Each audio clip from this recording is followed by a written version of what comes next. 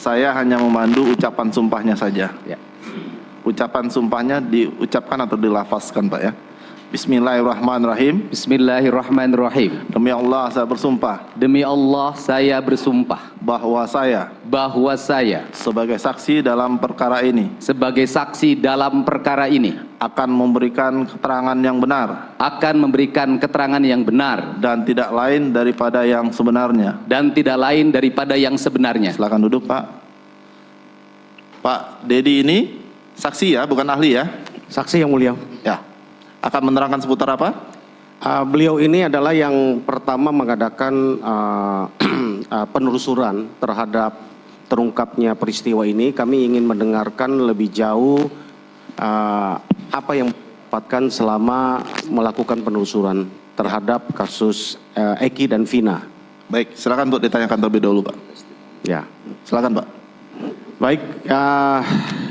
Saudara saksi Kang Dedi, apakah Kang Dedi dalam keadaan sehat pagi ini? Sangat sehat. Sangat sehat ya, dapat memberikan kesaksian sebagai saksi testimonis de auditu ya, yang apa yang saudara saksi dengar, saudara saksi dapatkan dari hasil penuturan saudara saksi selama ini. Ya. Yang pertama kami ingin menyampaikan atau memberikan bertanya, apa yang saudara saksi lakukan pertama tertarik untuk melakukan penelusuran terhadap peristiwa Eki dan Vina di Cirebon ini? Yang membuat saya tertarik adalah pertama saya lihat tayangan di salah satu stasiun TV swasta di mana ada seorang terpidana yang baru keluar bernama Saka Tatal. Kemudian ada pengacara bernama Titin. Waktu itu mendapat serangan yang luar biasa, ketidakyakinan terhadap apa yang diucapkan. Sehingga mereka berdua ini menjadi tertuduh yang luar biasa dari sebuah peristiwa yang terjadi 8 tahun yang lalu, tepatnya 27 Agustus tahun 2016. Sehingga berangkat dari situ saya mencoba untuk menghubungi Ibu Titin sebagai pengacara. Saya ingin bertanya apa sih sebenarnya yang terjadi. Kemudian saya diterima di rumahnya. Setelah diterima di rumahnya, saya minta bicara dengan Saka Tatal dan secara kebetulan di kamarnya ada 3 orang. Ada 4 orang, ada Saka Tatal, ada orang tuanya Sudirman, orang tua laki-laki dan perempuan, dan ada kakaknya Saka Tatal. Kemudian mereka bercerita dan bersumpah di depan saya, tidak pernah tahu peristiwa pembunuhan itu, tidak pernah tahu peristiwa, mohon maaf, yang asusila itu. Kemudian juga dia bercerita bahwa pada peristiwa itu dia tidak ada di lokasi sebagaimana yang dituduhkan. Baik Saka Tatal, kakaknya maupun ayah dan ibunya Sudirman. Oke, sesudah saudara saksi mendengarkan keterangan itu, lantas apa yang saudara saksi lakukan untuk selanjutnya? Saya mencoba untuk mengungkap peristiwa itu berdasarkan hati dan pikiran yang saya miliki tanpa panduan dari siapapun. Dan setelah itu terjadilah penangkapan terhadap Peggy Setiawan. Ketika terjadi penangkapan pada Peggy Setiawan, saya mencoba menemui ibunya. Dan ibunya menangis, memeluk saya, bercerita bahwa pada saat terjadinya peristiwa itu Peggy Setiawan tidak ada di Cirebon, tapi ada di Bandung. Kemudian setelah itu saya mencoba, karena waktu itu yang menjadi saksi kunci adalah saudara Aep, saya mencoba menemuinya di Bekasi. Dan kemudian Aep meyakinkan pada saya bahwa dia melihat peristiwa pelemparan pengajaran yang terjadi di depan SMP 11. Berangkat dari itu saya mencoba mendatangi SMP 11. Kemudian di depan SMP 11 saya mencoba melihat di mana gang yang dimaksud dan di mana warung yang dimaksud. Karena saudara Aep bercerita bahwa pada malam itu dia membeli rokok di warung. Kemudian saya mencoba menemui pemilik warung, seorang perempuan, di depan steam tempat Aep bekerja. Dan perempuan itu menyatakan bahwa kami tutup jam 4 sore dan kami tidak menjual rokok. Malam hari kami pulang. Setelah itu saya berjalan, tiba-tiba ada saudara Peri menemui saya dan dia menyatakan tidak benar peristiwa itu.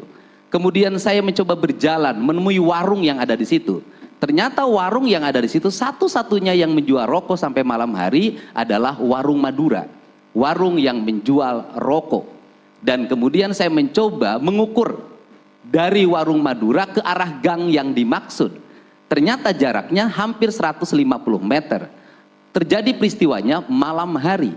Orang pada malam hari jarak 150 meter tanpa pencahayaan yang memadai bisa melihat segerombolan orang melakukan pengejaran, pelemparan, hafal motornya, hafal warnanya, hafal jenis motornya, dan hafal nama orangnya. Menurut saya, kita belajar logika, itu bertentangan dengan logika kita, itu penyesatan pikiran.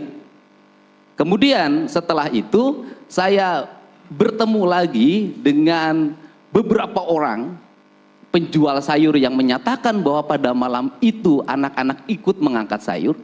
Bertemu lagi dengan pemilik warung dan mewawancarai pemilik warung Madura itu dan bersumpah di depan saya tidak ada peristiwa pelemparan, apalagi mengangkut orang dalam keadaan sekarat dari jembatan layang menuju belakang STIM pada malam hari. Dia pasti melihatnya dan itu jaraknya relatif jauh.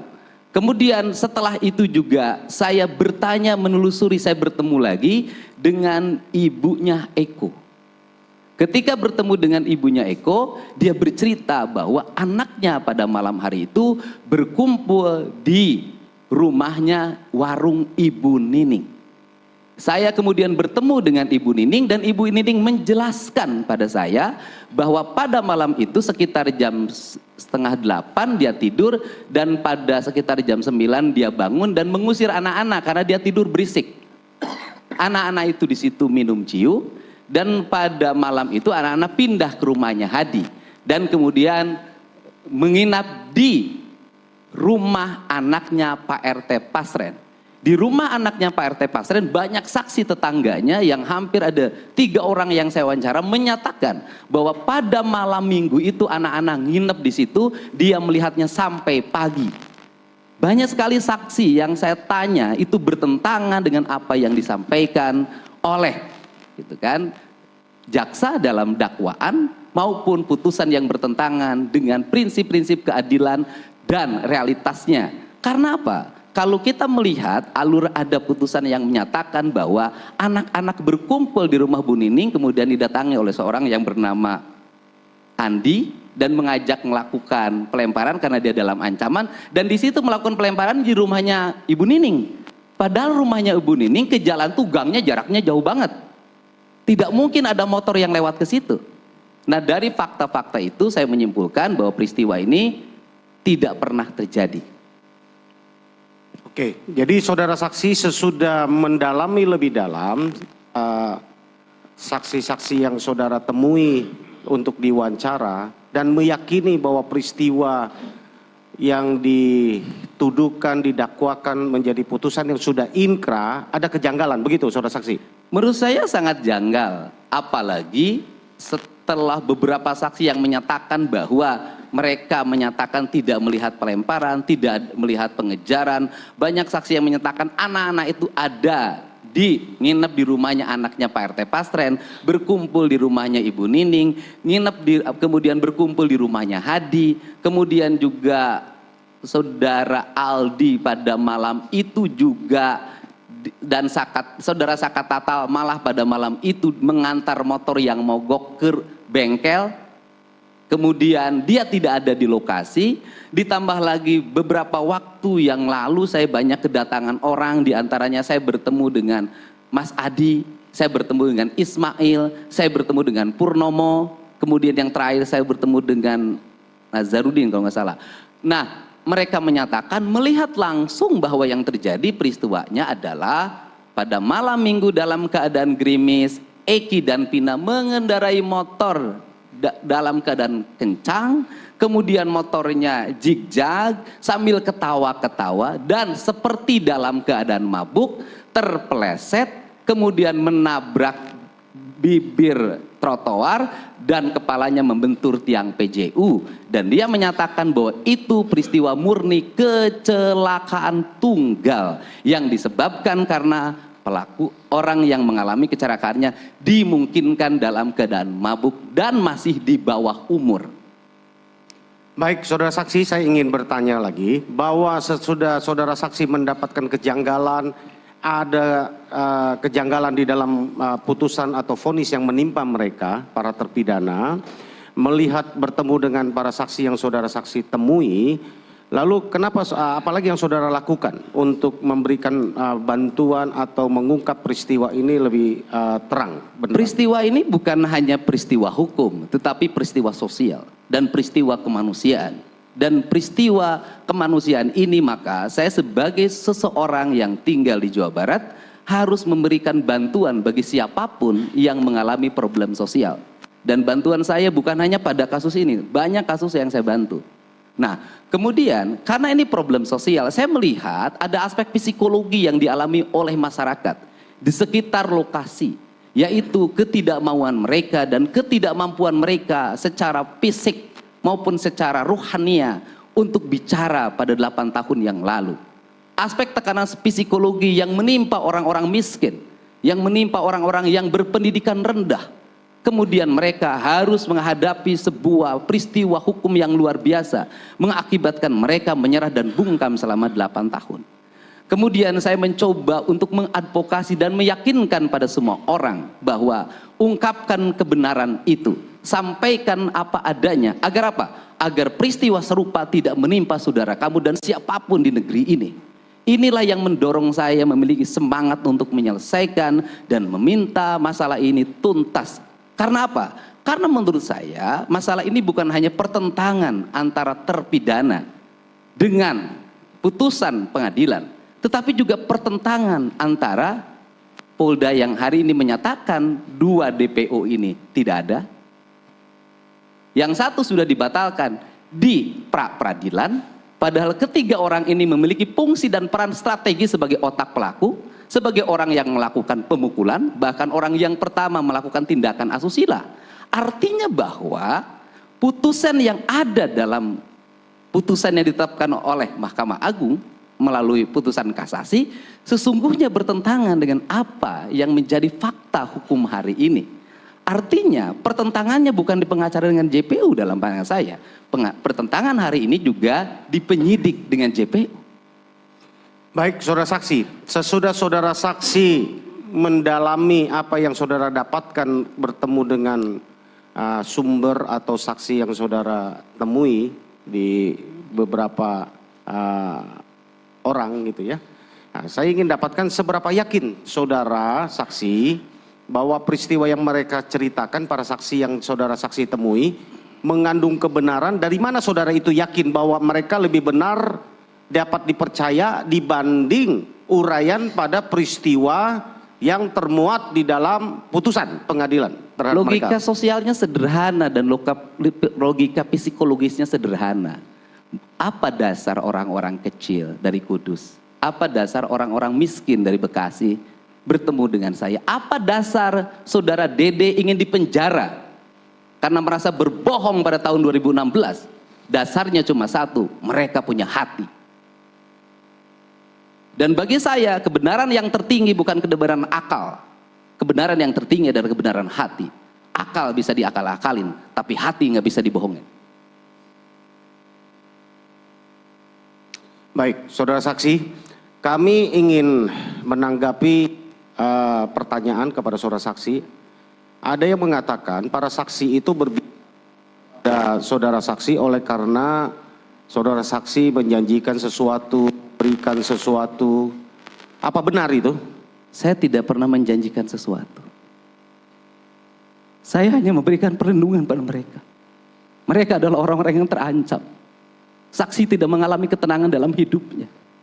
Dan tugas saya sebagai manusia adalah menyampaikan pesan-pesan Allah pada mereka. Untuk menjaga mereka agar berkata benar. Dan negeri ini memerlukan orang-orang yang berkata dengan hati. Bukan hanya berkata dengan logika. Yang saya lakukan adalah panggilan hati nurani. Tanpa ada paksaan dan tujuan apapun. Dan saya berani mempertaruhkan apapun dalam hidup saya. Untuk melindungi mereka dan membebaskan 7 terpidana yang saya yakini tidak salah. Dan negeri ini tidak boleh membiarkan ada orang yang mengalami kecelakaan. Kemudian mohon maaf, orang itu juga tamat SMP. Padahal bapaknya seorang anggota Dan tiap malam, menurut keterangan temannya, itu nongkrong, minum minuman keras. Apakah negara akan membela yang tukang minum dan mempenjarakan orang-orang miskin?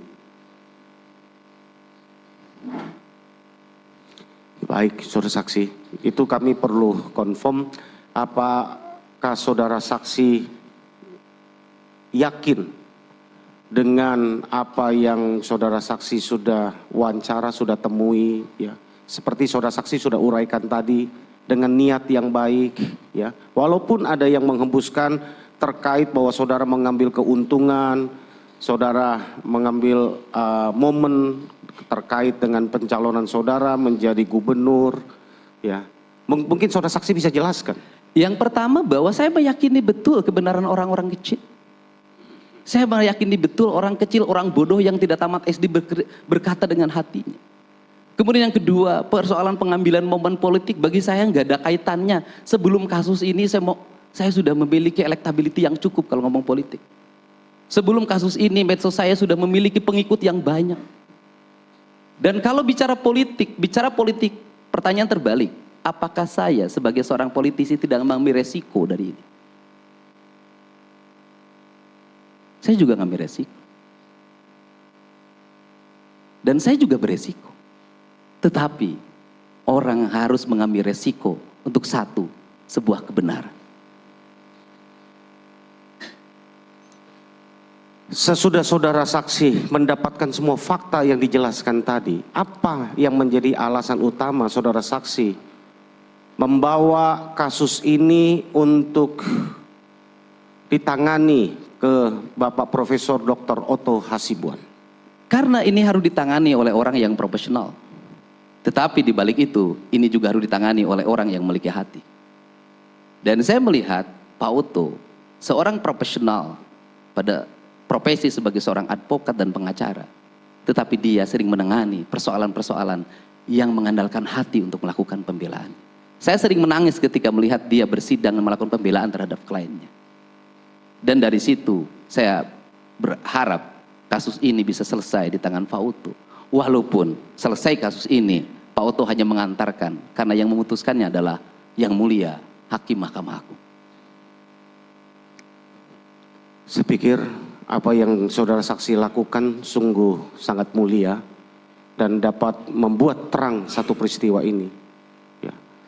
Saudara masih ingat berapa saksi yang saudara saksi pernah wawancarai selama ini? Data-datanya sudah disampaikan, saya sudah lupa berapa ya, karena terlalu banyak. Terlalu banyak. Dan saya tidak mau mengingatnya, Ya. karena yang harus diingat terlalu banyak. Terima kasih, dari saya cukup. Baik, saya lanjutkan.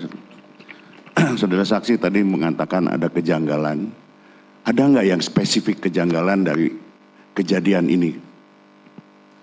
Kalau saya bukan spesifik ya, semua hal janggal kok. Jadi nggak bisa dikatakan ada yang spesifik dari kejadian. Semua hal janggal. Semua janggal? Semua janggal. Silahkan, dari seluruh prosesnya janggal. Dari apa yang dituduhkan janggal. Putusannya juga janggal. Nah, dari kejanggalan-kejanggalan ini kemudian saudara saksi mengadakan atau membuat langkah-langkah seperti tadi yang disebutkan, membawa kepada Pak Otto dan lain sebagainya. Kira-kira saya menganggap saudara saksi adalah tokoh di Jawa Barat ini. Apa sih yang saudara inginkan dari kejadian ini, kok demikian menggebu-gebu, demikian bersemangat dan lain sebagainya? Yang saya inginkan adalah catatan sejarah.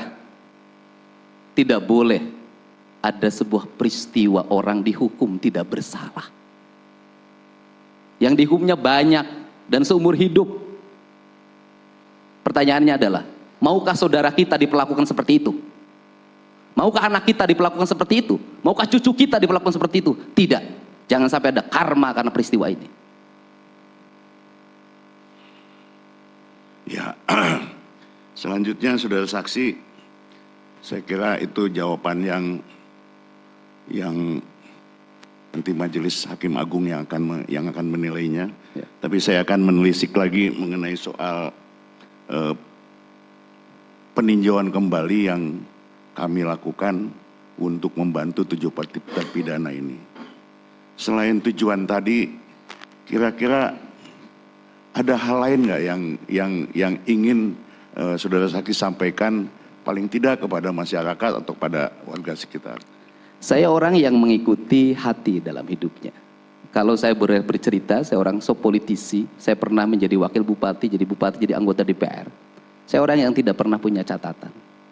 Orang yang tidak pernah menulis, orang yang tidak pernah bawa laptop. Apa yang saya sampaikan dimanapun, saya tidak pernah mengutip. Saya hanya menyampaikan pesan hati saya. Dimanapun. Baik di rapat DPR, baik ketika jadi bupati, di rapat paripurna DPRD, baik di depan masyarakat, lihat, tidak pernah saya membawa catatan dan tidak pernah saya nyontek. Hidup saya selalu mengikuti apa kata hati saya. Dan saya yakin kata hati itu ada yang menuntunnya. Dan saya memang dituntun untuk bertemu dengan 7 terpidana. Dituntunnya ceritanya panjang. Saya harus mengalami perpisahan hidup dengan anak saya. Selama 3 tahun saya hidup sendiri. Dan ternyata Allah menjawab kesendirian saya. Bahwa saya harus bertemu dengan 7 terpidana ini.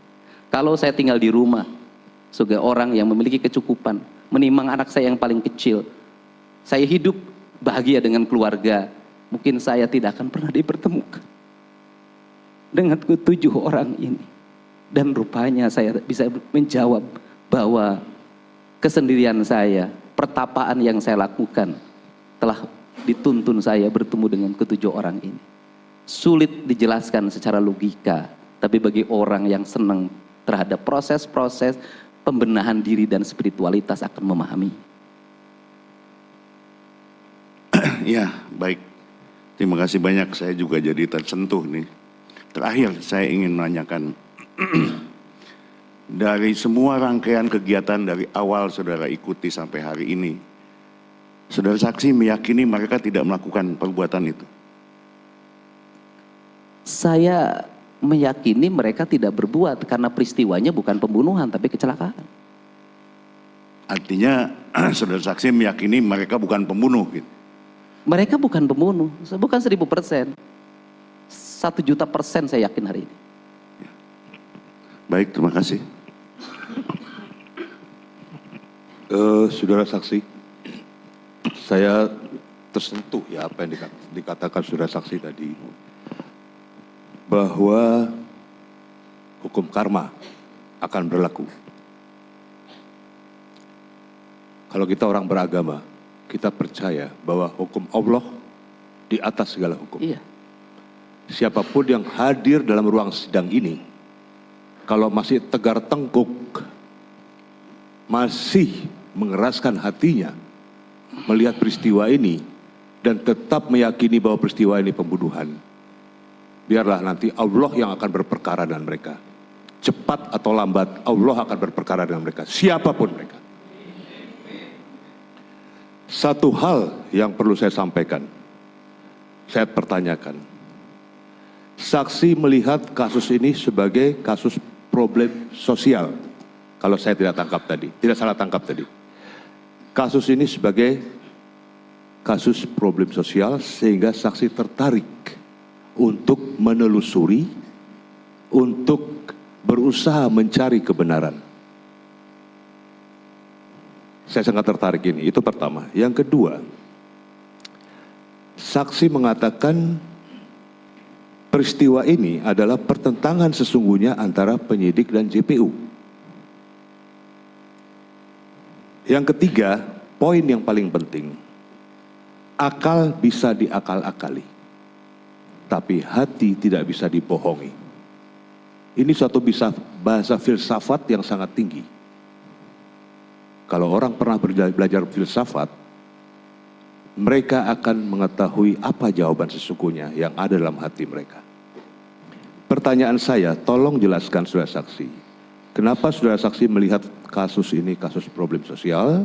Yang kedua, kenapa sampai saksi berani mengatakan bahwa peristiwa atau kasus ini adalah pertentangan sesungguhnya antara penyidik dan JPU? Silakan. Yang pertama ada 3 hal dalam kerangka berpikir saya yang terjadi. Yang pertama adalah proses hukum yang sesat, 2 pikiran yang sesat, 3 hati yang mati. Proses hukum yang sesat, bagaimana di era sains seperti sekarang, mengungkap sebuah peristiwa pembunuhan, mendengar yang kesurupan. Logika hukum mana yang dipakai? KUH pidana mana yang dipakai? Bagaimana seorang penyidik profesional yang dididik oleh negara mempercayai kesurupan sebagai landasan untuk pengambilan keputusan? Yang kedua, bagaimana orang ditangkap dan berdasarkan pengakuan mereka disiksa dulu tanpa ada pendampingan hukum yang memadai. Kemudian pelapor merangkap menjadi penangkap dengan kalimat diamankan. Kalimat diamankan itu kan sebenarnya kalimat halus dari ditangkap. Itu bahasa yang biasa digunakan. Kemudian bagaimana berproses tanpa alat bukti yang memadai? Pertanyaan saya itu ada satu saja. Yang menyatakan Eki dan Pina kecelakaan, ada 3 yang sudah bersaksi dan melihat langsung. Pertanyaan saya adalah, yang menyatakan mereka melakukan pembunuhan dan tindakan asusila, mana saksinya? Mana ada yang hadir pengadilan melihat sendiri? Mana ada bukti CCTV? Logikanya sudah tidak nyambung menurut saya. Masa kita sekolah yang tinggi-tinggi, belajar ilmu logika di hukum tidak dipakai dalam logika ini? Yang berikutnya adalah kesesatan berpikir. Kesesatan berpikir terjadi disebabkan karena kebiasaan kita. Maka saya selalu mengatakan, orang yang mengambil keputusan-keputusan strategis itu diwajibkan berpuasa. Kenapa diwajibkan berpuasa? Agar pikirannya kosong dari berbagai kepentingan. Nah, karena itu yang terjadi, maka kesesatan berpikiran ini itu dia berasal dari apa? Matinya hati. Matinya hati disebabkan oleh apa? Problem sosial dan problem lingkungan serta problem psikologi orang. Nah, sehingga peristiwa ini menjadi berlarut dan kemudian terungkap baru hari ini. Itu pun terungkap karena adanya film.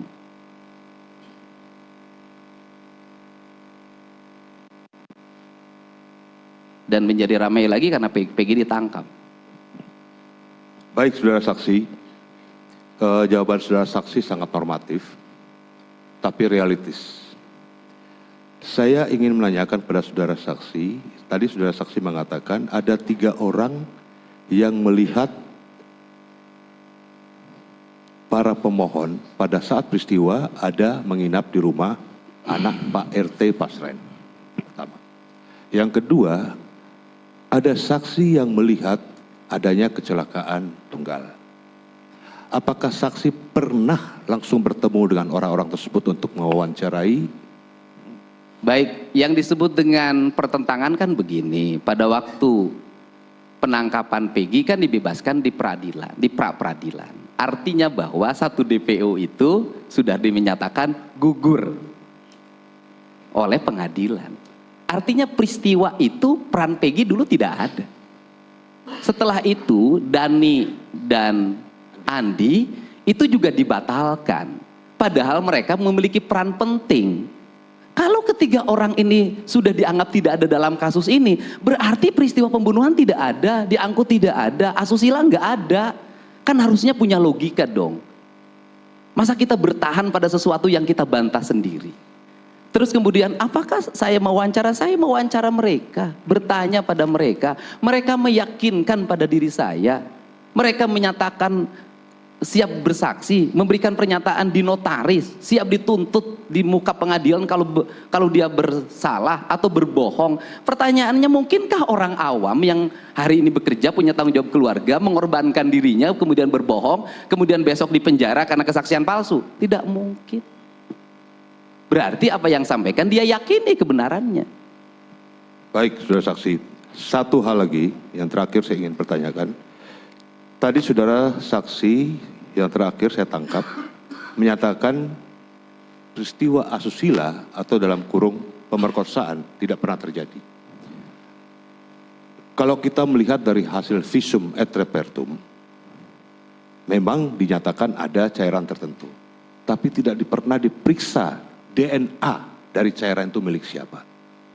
Sehingga untuk meyakinkan masyarakat siapa yang melakukan asusila itu, seharusnya dilakukan tes DNA. Tapi tes DNA itu tidak pernah dilakukan sampai sekarang. Ada yang menyatakan lebih dari 10 hari sudah terhapus dan sebagainya. Orang mati yang sudah berpuluh tahun bisa tes DNA dari gigi, dari rambut.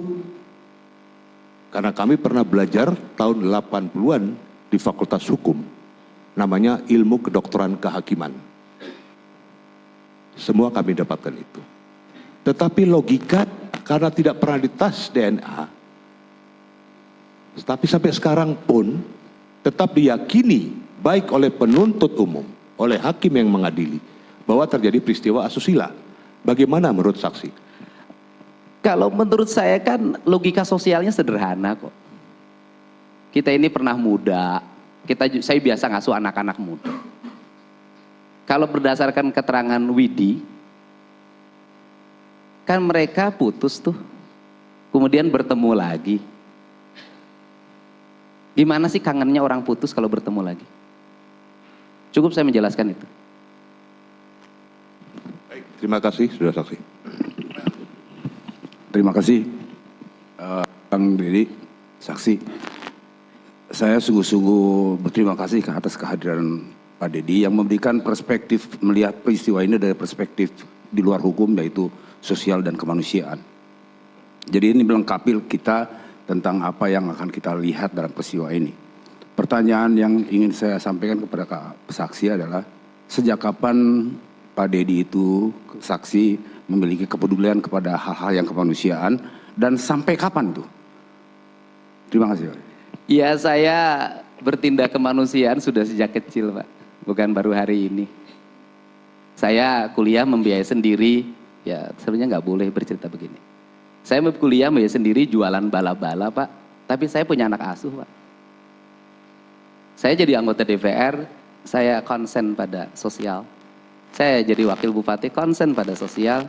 Cuma bedanya waktu itu belum ada rekaman, belum ada video, sehingga terdokumentasikan itu setelah saya bupati periode kedua itu pun tidak terlalu konsen dan direkam betul dan didokumentasikan setelah saya jadi anggota DPR, karena itu kebutuhan agar masyarakat melihat bahwa anggota DPR itu ada kerjanya, ada produksinya.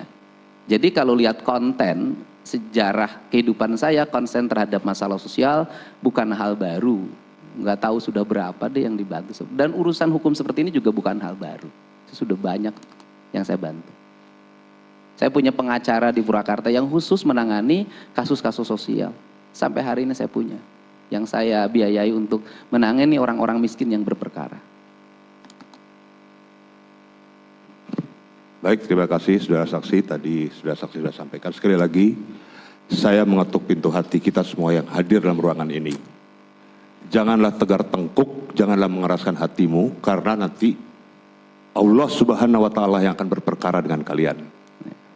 Baik pribadi, keluarga kalian, istri, anak, suami akan mendapatkan. Terima kasih. Cukup ya? Baik, saya kira cukup. Ya, terakhir ya, Pak. Ya, terakhir. Silakan, Pak. Oke, saksi, untuk mempersingkat saya langsung ke pertanyaan aja. Tadi saksi menyatakan ada peristiwa kesurupan. Mungkin bisa dijelaskan siapa yang kesurupan, karena saya lihat di podcast saksi juga bertemu dengan 2 orang yang menceritakan tentang peristiwa tersebut dan apa kaitannya dengan perkara ini. Iya, ya kesurupan tuh Linda, dan saya tuh orang yang sampai hari ini nggak percaya tuh kesurupan. Orang kesurupan tuh ada problem psikologi, dan Linda itu ada problem psikologi. Problemnya adalah sejak kecil ditinggalkan oleh bapaknya. Karena sejak kecil ditinggalkan oleh bapaknya, maka ada rasa sakit dalam jiwanya, karena dianggap bapaknya tidak bertanggung jawab pada dirinya.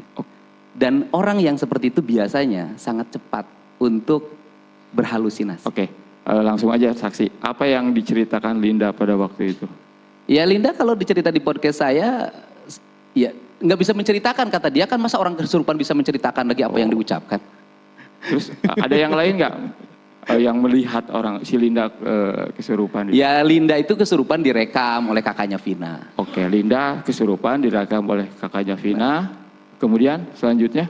Ya walaupun dari sisi logika nggak masuk akal. Oke. Kenapa? Karena jarak dari rumah kakaknya Vina ke Linda 20 menit. Masa yang kesurupan nunggu lu direkam?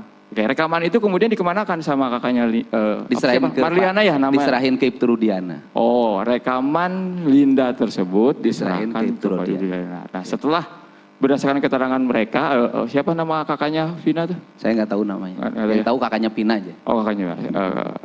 Setelah diserahkan ke Rudiana, diapakan itu rekaman itu? Ya mungkin menjadi salah satu bahan kecurigaan. Sehingga- Artinya setelah Rudiana menerima rekaman, turun melakukan penyelidikan Iya. berdasarkan keterangan mereka. Iya. Oke, cukup yang mulia. Cukup ya? Ya, menekankan saja sedikit. Jadi saudara saksi bahwa semua persoalan ini, kegaduhan ini, kejanggalan ini semua, karena menurut saksi didasari oleh Mystic Crime Investigation. Ya, apakah menurut saksi seperti itu? Iya, menurut saya pertama ada landasan mistik yang dijadikan dasar dan itu bertentangan dengan prinsip-prinsip hukum modern. Yang kedua juga ada emosi. Emosi apa? Satu, emosi yang membakar saudara Aep. Karena pernah digerebek oleh terpidana. Karena temannya bawa perempuan ke tempat kosnya. Itu menimbulkan dendam. Dan Aep sendiri menyatakan dendam. Di wawancara saya. Dan kemudian yang kedua, ada juga kemarahan yang dialami oleh Pak Rudiana atas meninggal anaknya. Kan api bertemu api itu bisa membakar. Sehingga kalau orang sudah dibakar oleh rasa emosi, akal sehat hilang. Hati nurani mati. Makanya menurut saya tidak boleh seseorang yang punya kuasa menangani sebuah perkara yang melibatkan keluarganya. Karena logika dan hatinya tidak akan bekerja. Yang bekerja adalah emosi. Makanya saya tadi ditanya oleh hakim, apakah ada kaitan saudara dengan terpidana? Kan itu logikanya. Saya jadi saksi aja tidak boleh ada kaitan saudara, apalagi yang menangani perkara.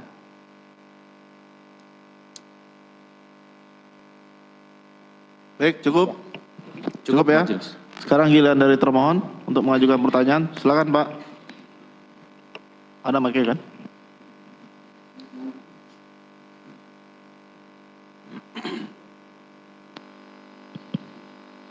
Makasih yang mulia. Saudara saksi Bapak Dedi Mulyadi, Sarjana Hukum. Ya, Pak. Selamat datang Terima kasih. di Pengadilan Negeri Cirebon yang kedua kalinya. Iya, Pak. Baik. Kami sangat tertarik dengan kata-kata mutiara Pak Dedi. Kami sangat mencermati kebenaran hati yang tertinggi, catatan sejarah tidak boleh dihukum seumur hidup jika tidak bersalah. Betul Pak ya? Betul. Ungkapkan kebenaran itu dan sampaikan apa adanya. Iya. Seperti itu Pak ya? Baik. Apakah Bapak sependapat jika kehadiran kami di sini, tim para termohon juga dalam rangka mengungkap kebenaran material? Ya, pertama kehadiran Bapak adalah sebagai orang yang mempertanggungjawabkan terhadap tuntutan yang pernah Bapak lakukan secara institusional. Artinya kedatangan Bapak karena tugas. Baik, terima Kalau kasih. saya karena hati. Baik, itu yang kami inginkan. Supaya mohon maaf jangan sampai, mohon maaf karena saya sangat menyukai, karena saya sudah sangat sering melihat video-video di media sosial dan saya sangat atensi dengan Iya. kepedulian Bapak, karena memang Bapak adalah peduli sosial. Dan itulah kami fungsinya hadir di sini. Iya, Bukan berarti untuk melakukan perlawanan, persis. tetapi semata-mata kami sepakat untuk menegakkan kata-kata mutiara yang disampaikan oleh Bapak Dedi. Baik. Selanjutnya kami juga ingin menanyakan, kalau terkait maksud dan tujuan sudah jelas semua. Bahkan pertama kali memang terharu ketika ketemu Saka Tetal dan Bu Titin. Dan menceritakan tentang proses seperti ini. Yang kami ingin, pertegasan kami juga ingin penegasan dari saksi. Apakah semua saksi-saksi yang dianggap novum atau fakta yang sudah dihadirkan oleh pemohon, apakah akhirnya juga memang yang ditemui oleh Pak Dedi sebagian besar adalah hadir di persidangan ini? Ya, sebagian besar saksinya hadir di persidangan. Baik. Apakah pada waktu Pak Dedi katakanlah melakukan pendekatan mencari saksi-saksi sekitar ini, apakah Pak Dedi juga mencoba untuk menarik dari sisi orang tua korban? Mohon maaf, pernahkah? Oh, orang tua korban, saya kan menemui keluarga Pina juga. Sebelum menemui saksi-saksi yang berkembang sekarang, saya menemui keluarga Pina. Ada juga berarti ya? Ada, Jadi wawancaranya ada keseimbangan. Wawancara ibunya, wawancara Vina, wawancara Linda. Yang saya tidak bisa bertemu dengan Pak Ibtu Rudiana saja. Baik. Jadi survei itu bukan hanya sepihak, tetapi memang Pak Dedi mencoba untuk melakukan perimbangan. Iya, bahkan saya ingin mencoba bertemu dengan ibunya Eki, tapi tidak berhasil. Tidak berhasil. Baik. Selanjutnya, apakah ketika ketemu Bu Titin, Bapak juga pernah menanyakan upaya-upaya maksimal yang telah dilakukan beliau selaku penasihat hukum? Karena walaupun bagaimana kan, mohon maaf ya, ada persidangan pertama, ada banding, ada kasasi. Apakah itu Bapak sebagai peduli hukum dan peduli penegakan hukum juga ada ditanyakan seperti itu? Iya, saya menanyakan pada Bu Titin sejauh mana upaya ibu melakukan pendampingan. Dan dia selalu mengatakan susah waktu itu kita melakukan pembelaan secara sempurna karena peradilannya tertutup meskipun dalam putusannya dinyatakan terbuka. Baik.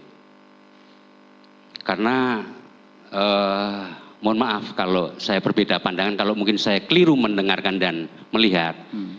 Ketika Pak Dedi aktif survei kepada para saksi fakta baru itu, pertanyaannya itu, mohon maaf ya, teknik bertanya itu mengarahkan dulu hari kejadian, tanggal dan ini, bahwa ini ada ini. Jadi memang mungkin dari segi yang lain menerima, tapi mungkin dari segi pihak yang lain mungkin beda pandangan. Jadi ada kalanya di dalam melakukan survei di lapangan itu langsung ketika si orang itu katakanlah, mohon maaf, Bu Nining yang notabene mohon maaf saya juga paham. Jadi kalau kita, oh bukan begitu, kan begini, betul enggak? Nah itu yang sebetulnya menurut hemat kami kurang imbang di dalam melakukan survei di lapangan. Itu hanya kami selaku pengawas di media sosial dan itu. Ya, baik. Tapi kami tetap menghargai tentang upaya-upaya yang dilakukan oleh Pak Dedi untuk. Malah Bapak bisa melihat wawancara salah seorang saksi yang dulu berbohong ketika di BAP. Justru yang ada terbalik, di awalnya tertutup dan takut. Begitu saya tepuk-tepuk bahunya, kamu ada Allah di hati kamu, dia menangis. Pertanyaannya adalah, apakah tangisan spontan rakyat biasa adalah kebohongan? Yang berikutnya juga kan kita punya logika, Pak. Bapak tinggal cek saja itu ke warung Madura, jaraknya berapa ke gang. Bisa kelihatan menurut Bapak atau enggak malam hari? Kami kebetulan sudah survei dan sudah ngecek, tapi saya bukan tidak sependapat dengan survei Bapak yang lakukan. Kami sudah lama mengikuti bahwa Bapak adalah orang termasuk beliau yang peduli kepada masyarakat kecil, bagi-bagi sembako. Saya pun terharu, alhamdulillah. Cuma memang akhir-akhir ini kurang, tetapi lebih ke masalah yang ini. Tapi nggak apa-apa. Kemudian, iya nggak usah ketawa. Maksud saya kalau kita ini memang seperti itu. Beliau kami termasuk yang sangat senang karena memang keliling. Cuma akhir-akhir ini berkurang untuk yang ke masyarakat kecil. Boleh saya jelaskan? Lebih dominan ke, mungkin tidak tersyuting Pak. Mohon maaf. Boleh saya jelaskan? Ya boleh. Ya karena bagi saya peristiwa kemanusiaan ini lebih mahal dibanding sembako, Pak. Kami sependapat dan kami bukan menolak mengenai hal itu. Tenang ya. aja, Pak. Baik. Tolong penonton. Intinya kami sekali lagi ingin menegaskan bahwa terhadap putusan yang telah berkekuatan hukum tetap harus dihormati. Tetapi ketika masih ada upaya hukum, mari kita bongkar kebenaran dan keadilan. Bapak setuju seperti itu? Setuju. Oke. Itu yang ingin kami sampaikan Ya. di forum sidang ini, dan jangan sampai, mohon maaf, masyarakat keliru menilai prinsipnya keadilan, kebenaran material harus ditegakkan, akan tetapi penegakan hukum berlaku untuk semua orang. Bapak sependapat seperti itu? Sependapat. Terima kasih. Barangkali yang lainnya meneruskan. Izin yang mulia, kalau saya hanya untuk dicatat ya, karena Pertanyaan dulu Pak, ada pertanyaan enggak pada saksi ini? enggak. Ini hanya untuk dicatat kembali penegasan sebagaimana tadi pertanyaan dari teman-teman pemohon dan termohon bahwa ini disepakati sifatnya hanya testimoni auditu. Ya. Kemudian terkait asumsi saksi sah-sah saja karena itu untuk kepentingannya silakan. Namun sudah terbantahkan dengan fakta hukum ya sesuai dengan perkara akuo, dan itu pembuktiannya sudah berdasar dengan KUHP 184. Itu aja yang kami minta catat. Terima kasih. Cukup. Baik, ada lagi tambahan? Silakan kalau ada tambahan dari rekan yang lainnya. Cukup. Biar berimbang, kita kasih kesempatan pada tim penasihat hukum pemohon untuk mengajukan pertanyaan. Ada sekitar 647 tadi. Saya kasih kesempatan juga pada tim termohon untuk mengajukan pertanyaan dengan jumlah yang sama. Ya, cukup. Jadi jangan ada perbedaan nanti. Ya, kita sidang ini live, bisa disaksikan semua. Kita di sini bersifat tidak, majelis hakim di sini bersifat netral. Masing-masing kita berikan hak yang sama sesuai dengan ketentuan hukum acara yang berlaku. Cukup, Pak Dedi, ada yang mau disampaikan lagi? Ya, kalau pesan saya satu saja. Kan kita ini sering berbeda antara bicara di ruang sidang dengan bicara di luar ruang sidang. Saya yakin yang hadir di sini, ucapan di sini berbeda dengan ketika di luar. Karena ini kan mempertahankan institusi, tetapi kan negara juga harus bersikap arif. Kalau masih ada upaya hukum di luar hanya nunggu putusan PK yang bisa dilakukan oleh Kejaksaan Agung, Kejaksaan Negeri Cirebon, menurut saya lakukan saja. Karena menurut saya hatinya juga sama kok dengan saya. Cuman bedanya kan hari ini tugasnya memang harus seperti itu, dan saya menghormati tugas itu. Baik, cukup ya. Dari para pemohon, bagaimana keterangan saksi ini? Ada tanggapan? Silakan. Oke, nggak ada tanggapan ya, cuma ucapan terima kasih. Boleh Pak, silakan Pak. Salaman boleh Pak. Silakan, satu-satu ya.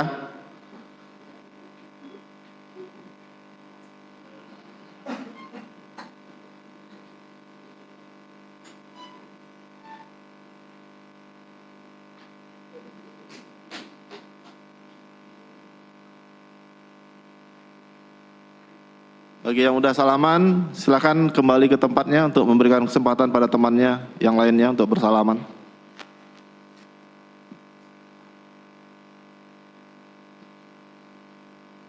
Jalan di sini bisa, ya, makasih Pak. Terima kasih ya keterangannya. Ya, perkaranya